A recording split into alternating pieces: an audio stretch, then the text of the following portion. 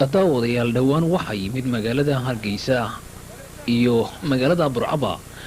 oo ah dalka Jamhuuriyadda Somaliland Cabdiraxmaan Axmed Cali Cabdiraxmaan Tuur oo ahaa madaxweynihii ugu horeeyay ee Jamhuuriyadda Somaliland balse ka noqday aragtida gool isku taagga jamhuuriyaddaasi waxaanu Cabdiraxmaan yimid magaalada Hargeysa lana kulmay mas'uuliyiinta waxaanay dadku ka soo horjeedeen fikradda uu qabo oo ah in federaalka la qaato inkastoo ay jireen dad iyagu taageerayaalaha sida kuwan oo kale oo ku dhawaaqayay ha noolaado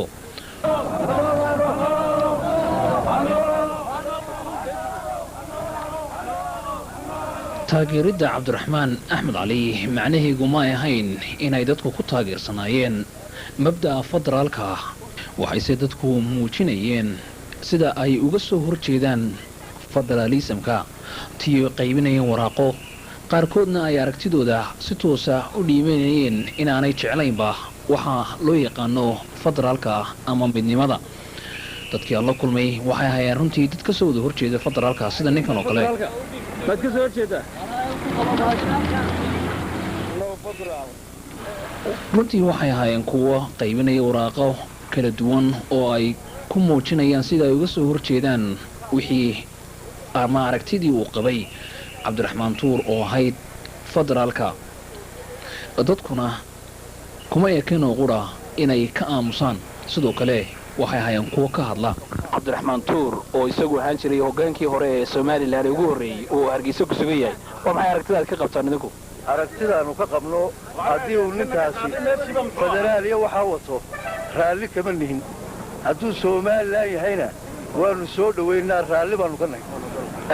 waxaad sheegtaan dareenka aad ka qabtaan haddii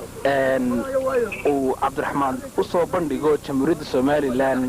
in ay federaal cusub la yeelato wixii loo yaqaanay Soomaaliya waxa noo dhaansataa annagoo dhimana oo dhulka lanagu aasan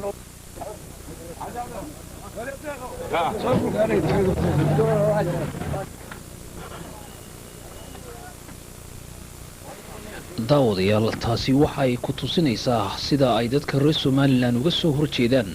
oo aanay raalli ka ahayn federaalka iyagoo ku muujiyay dareenkooga horena u muujiyay intii uu Cabdiraxmaan Tuur iman dalka Cabdiraxmaan waxaa loo qabtay in Jamhuuriyadda Somaliland uu kaga baxo muddo 24 saacadood gudahooda kadib markii uu ka noqon waayay aragtidii uu qabay ee uu ku yimid dalka